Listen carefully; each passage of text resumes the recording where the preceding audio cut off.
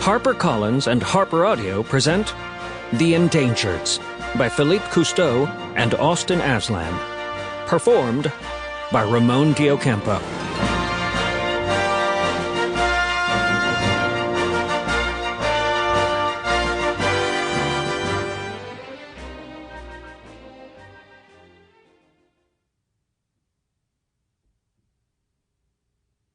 A note before we begin.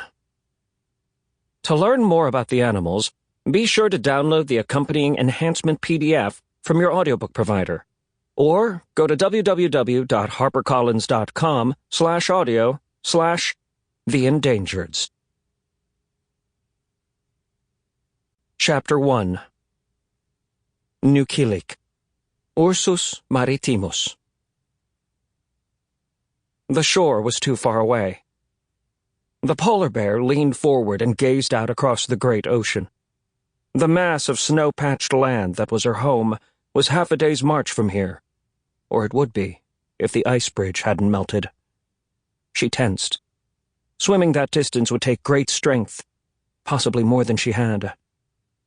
A voice snapped her from her thoughts. "Stay back from the edge, Nukilik. The ice could break away under your weight. You're not a cub anymore." "I know, Mother." "Oh, I'm Mother now. What happened to Mama?" Nukilik huffed her annoyance. She was starting to understand why bears her age usually struck off on their own. "I'm not a cub anymore. Remember?"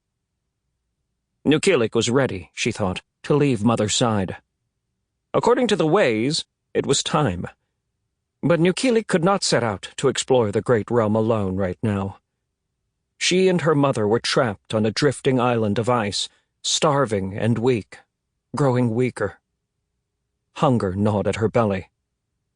The bears had waited days for the ice sheet to drift toward land, or for a bridge of ice to refreeze. But it was too warm. Based on where the day star rose and set, and the length of the nights with their green ribbon displays, she and Mother should have been safe, venturing so far out over the ice to find food. They had gone out, but they never found food. And now they were cut off from home, and Nukilik's tongue was salty and dry.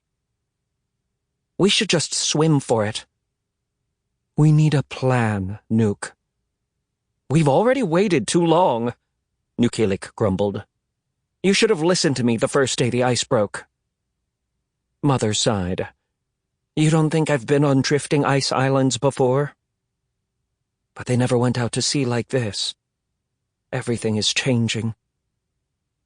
Nukilik knew her mother was not to blame for their worrisome situation, but she wasn't going to admit it. "The knowledge of how things work is stored in our bones," Mother explained.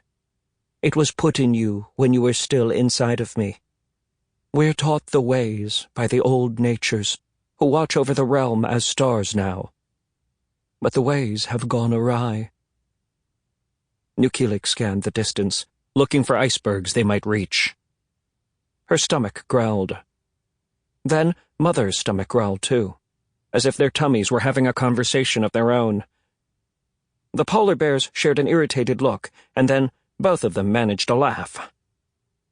There was nothing funny about any of this, but at least they had each other. "Mother, look!" Nukilik pointed to a strange object floating on the water far away. Its shape was too regular to be an iceberg. Nukilik had seen human vessels before, always at a distance, but never one quite like this. "That's a human ship," Mother told her.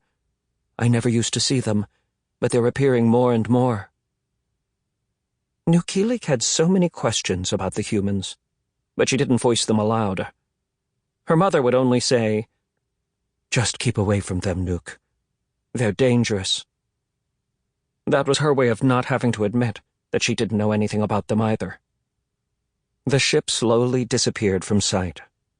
The day star touched down beneath the waters, and nighttime. Sample complete. Ready to continue?